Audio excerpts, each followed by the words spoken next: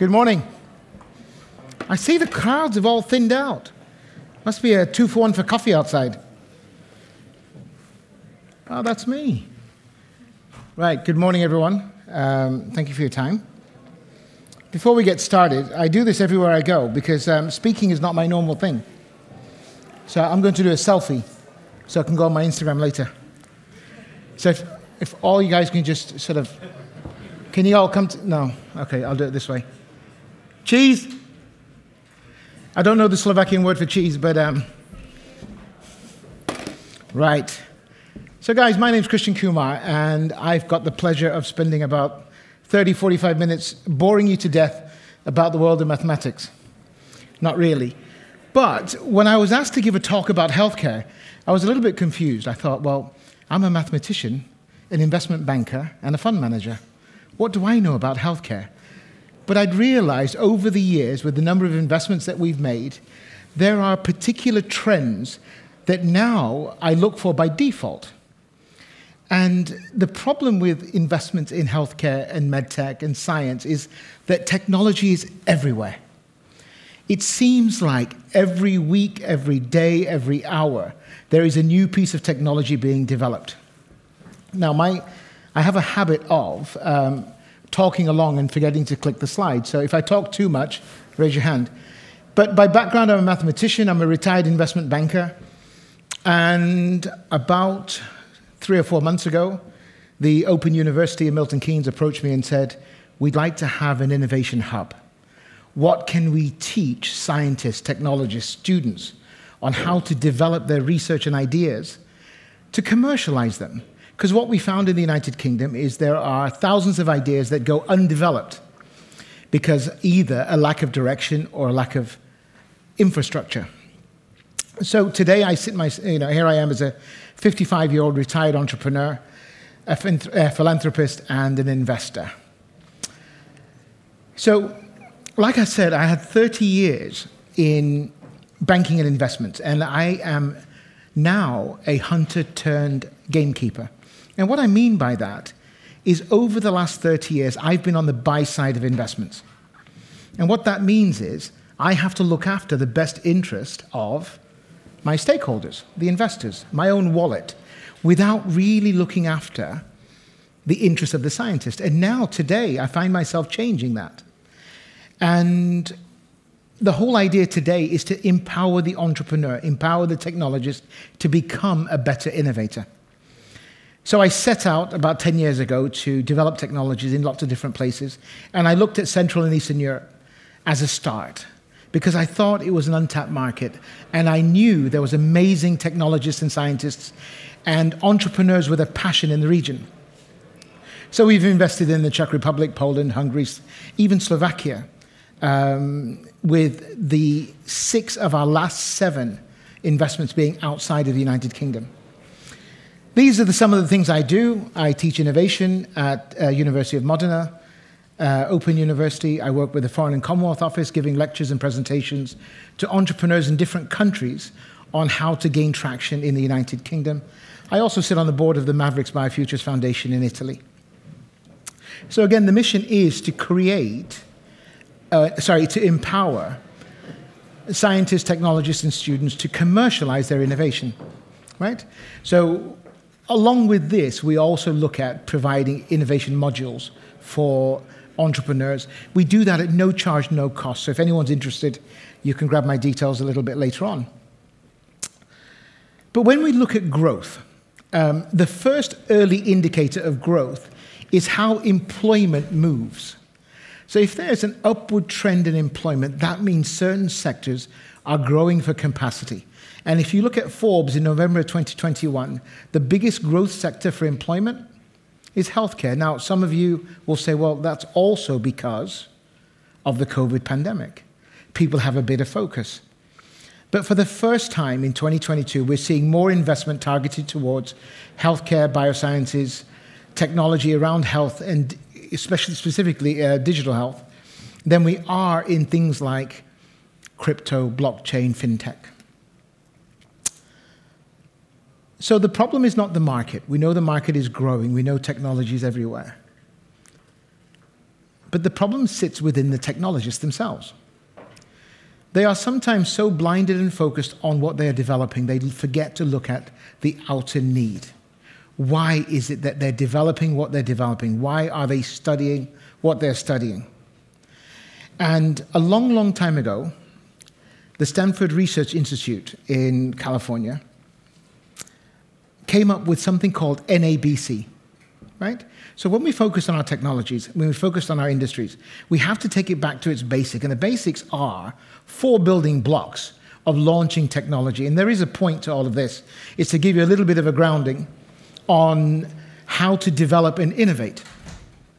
So need is the first and most important part of creating your innovation. What is the need? What is the problem that you're addressing in the marketplace? The second then comes onto your technology and science, right? So if you've established the need, then you can tailor the way you develop your technology to address the salient points of the need in the marketplace. So build it for purpose. And then, who does it benefit? Is it a better patient outcome? Is it better money for you? Is it creating market awareness? Is it feathering your entrepreneurial prowess? And finally, my most important part and my favorite part is competition. The default that we fall into is that the competition doesn't exist because they don't do what I do, or I do it better. The biggest competitor you have in innovating healthcare is apathy. Apathy means I don't need to change. I don't want to change. Because when you're in a massive organization like the National Health Service, it's like walking through treacle. Nobody wants to change because you have to change the mindset of 1.2 million people. So there's a lot of difference in healthcare around Europe. There's Payor healthcare systems and insurance-backed healthcare systems. So I spent 20 years in the States. And in the States, you pay for everything. I now live in the United Kingdom. And living in the United Kingdom, I pay for absolutely nothing. Because I'm short, fat, and diabetic, they put me on a tier 1 priority, meaning that I pay for no healthcare, my appointments are prioritized, I can walk into a hospital anytime and ask for my need. I might have to wait 6 or 8 weeks to get that treatment, but the treatment is there. So the drivers behind a Payor healthcare system and insurance healthcare system, I just noticed a spelling mistake. So there are several of them in the deck. They're there on purpose just to see if you're awake. So with Payor healthcare systems, they have no aligned budget. They focus on need. With insurance-backed healthcare systems, when they look at technology, they look at investing alongside to help line their profits and income. When there's no budget for healthcare, everything has to be sold to a healthcare provider as a managed service. So there are different ways of positioning your technology into a healthcare environment. The Payor healthcare systems drivers are also different. It's about efficiencies. It's about patient outcomes. It's about reducing traffic. It's about a clogged up system. Has anybody lived in or been to a UK healthcare facility? 1, 2. Right. If you ever go to the A&E, accident emergency, you may as well pack a sleeping bag, take your laptop, power pack, food, because not too long ago, I was there with my son, 12 hours. And you know what we got after 12 hours? A wrap bandage and ibuprofen.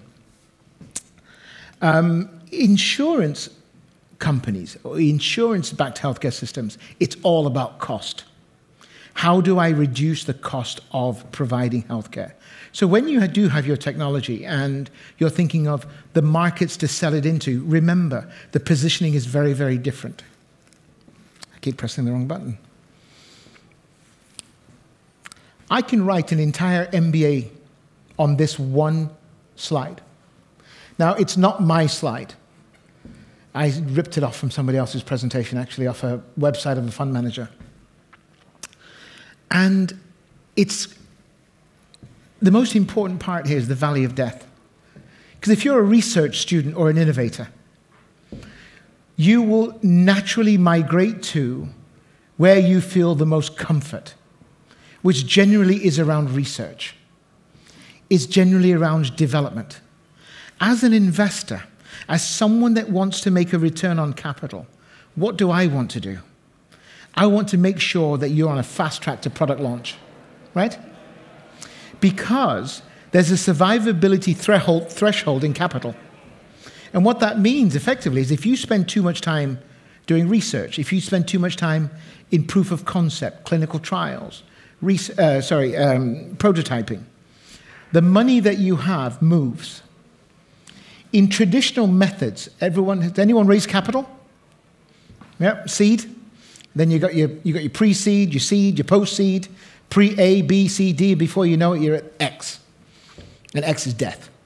Because the entrepreneur that started that venture has been diluted so many times during that process that he's got nothing else to fight for.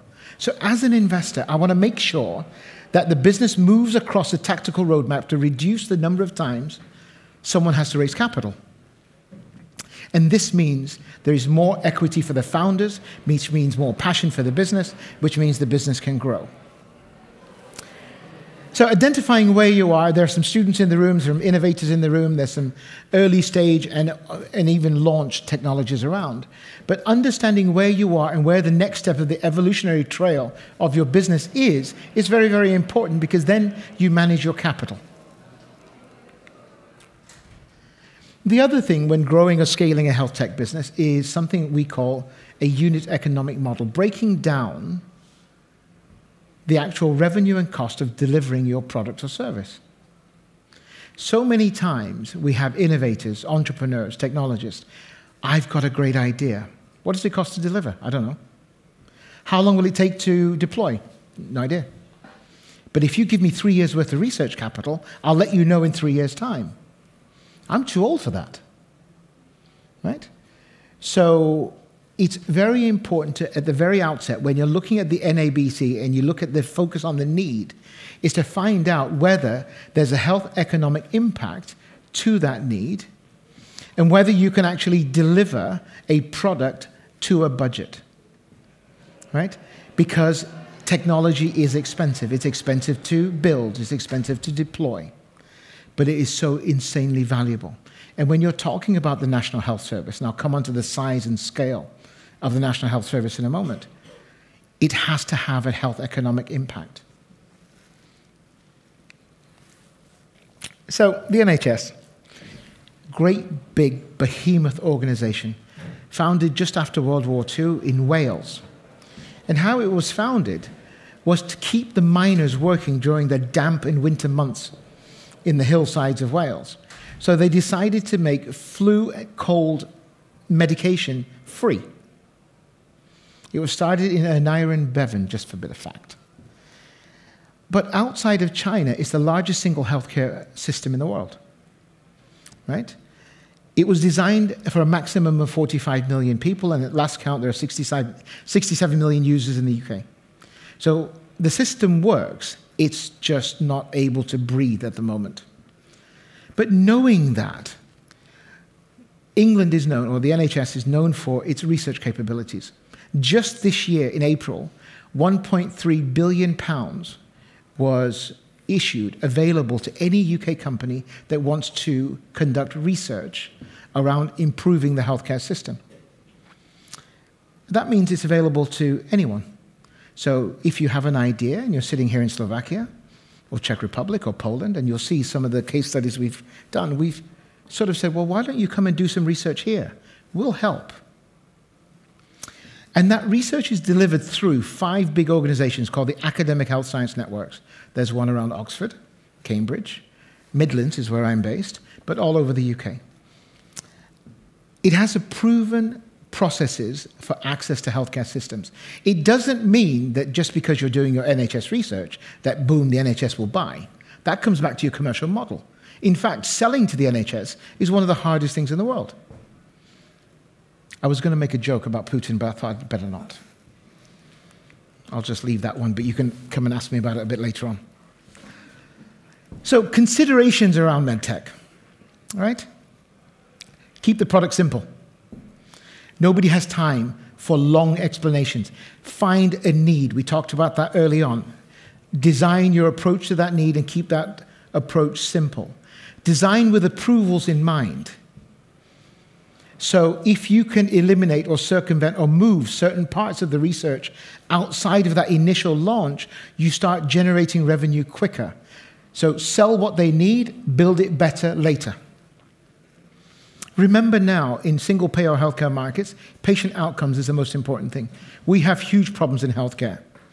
Diabetes, heart conditions, obesity. So patient outcomes is very, very important. And you mirror that with the cost of delivery, right? So if you have an expensive solution, but the impact, the health economic impact of that expensive solution is less people getting diabetes, less people suffering from heart attacks. You know, we spend £9.8 billion a year looking after stroke victims. So if we could spend a lot less money at the front end, looking after those patients, then we're not maintaining them later. So that is what we call a health economic impact or a health economic assessment. The ease of implementations. That frontline NHS staff, the frontline hospital care, GP care, care in the community, it has to be easy for them to implement. If it's overly complicated, requires lots of hospital visits, this is where digital, remote, other types of health patient management is so very important, because it is that little bit easier to implement. And remember, competition, again, it's not always someone who does what you do, right? The biggest competition to healthcare systems is apathy. So when you start, where do you start? You start by conceptualizing the idea. So develop a modern approach, right? Many of you may have gone to a workshop, a financial workshop, a business development, accelerator, incubator, and they throw in front of you a business model canvas. That's old school. Come back to the 4 basic components of conceptualizing the idea. And it's not what you're developing. This is repetitive, this slide, because it's important. And also I threw it in there by accident. It's why. And create the value. Create from a beneficiary point of view, create from a need point of view. That was just a free bonus slide because I already said that earlier. And then think about your management pathway of the innovation itself. If it's something digital, who's going to write the code? How do you protect the code? Is the code robust? If it's a device, who's going to do the prototyping? What experience do they have? Will they have cost measures on prototyping? Because prototyping is very expensive. Take a look at that car outside or the little helicopter in the front.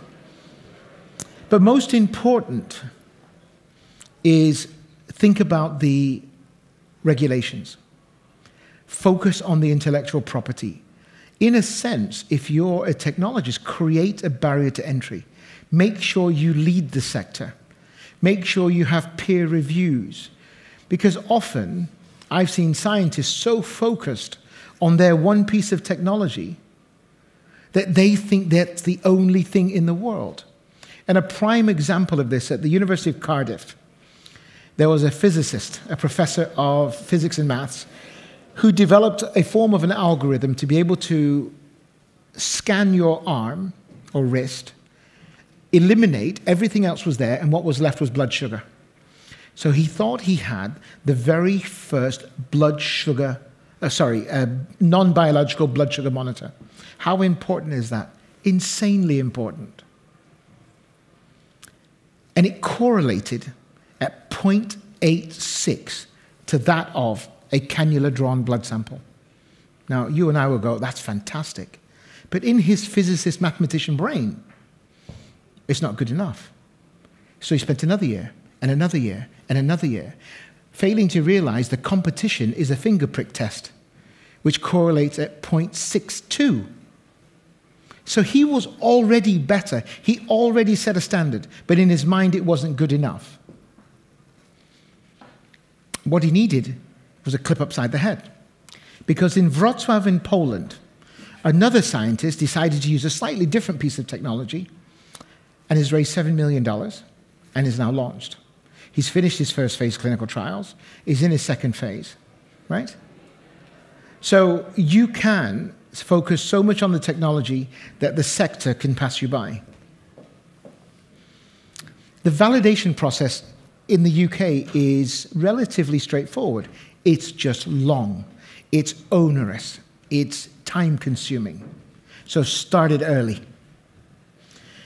Start by talking to a preclinical support unit, right? The preclinical trial support units are there to guide you on what pathways are best taken. Make sure you have your device or treatment classification.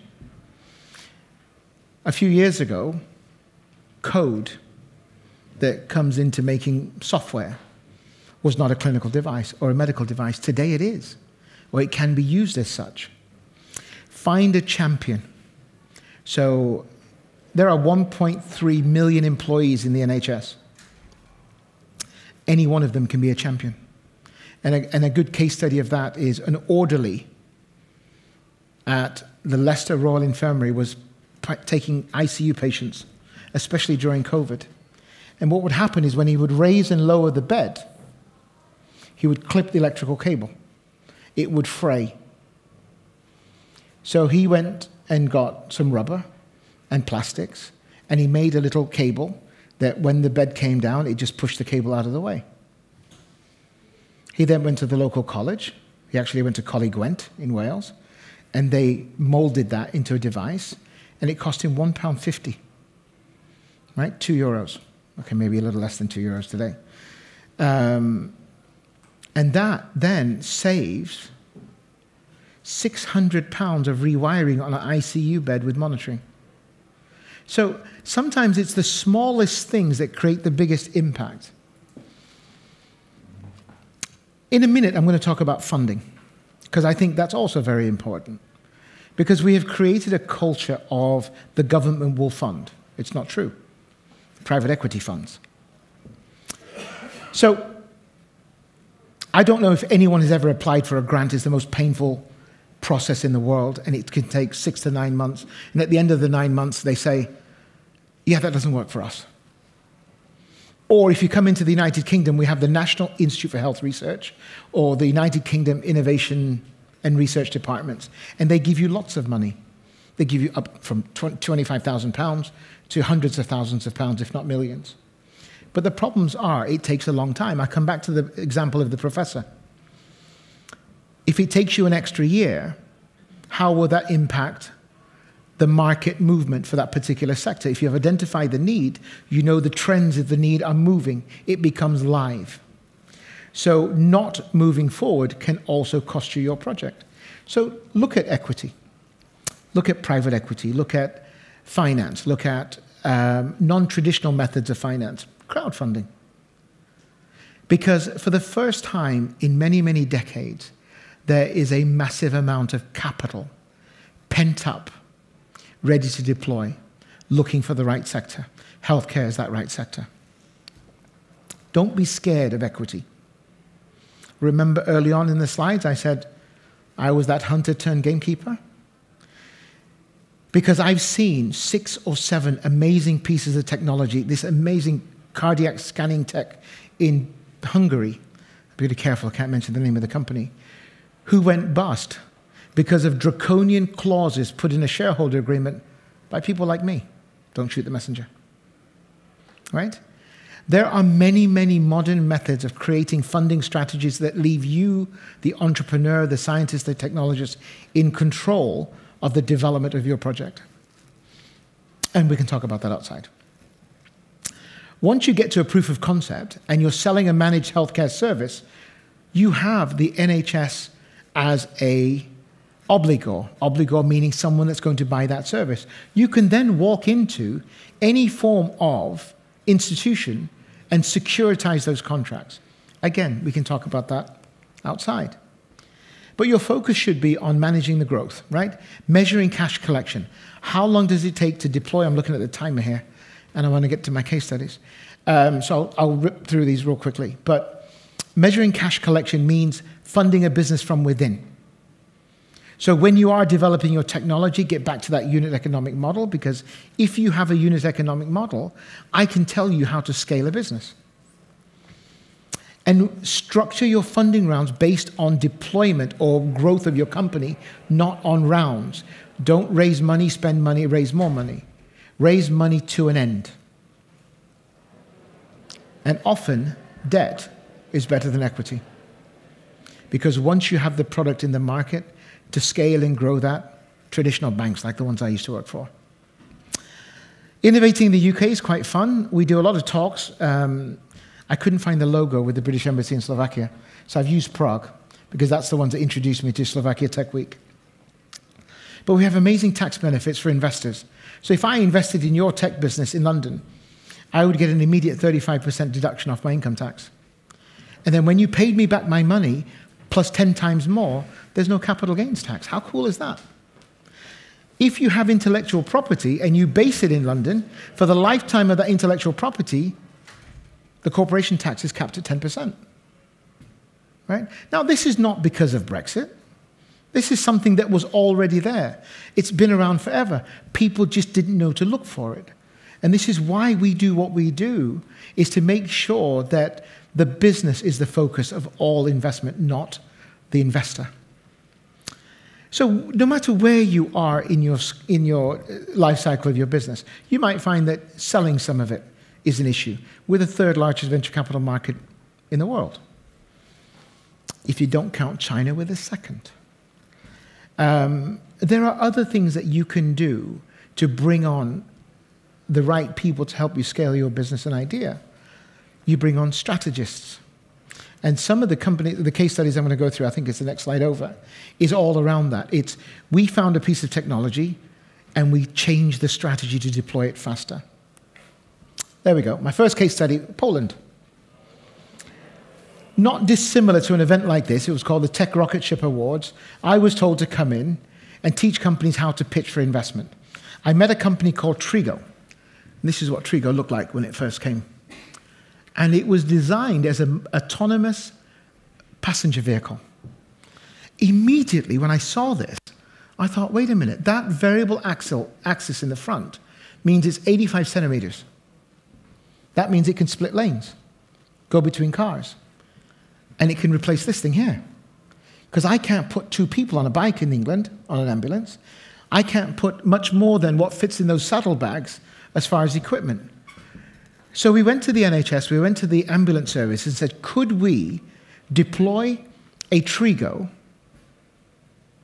in certain incidents? Airway, brain, cardiac. So guess what's happening in October? Performance trials. So we've imported 4 of these into the United Kingdom. We rewrote the business plan, providing first response as a service, no CapEx, on a long-term contractual basis, no dilution to the shareholder.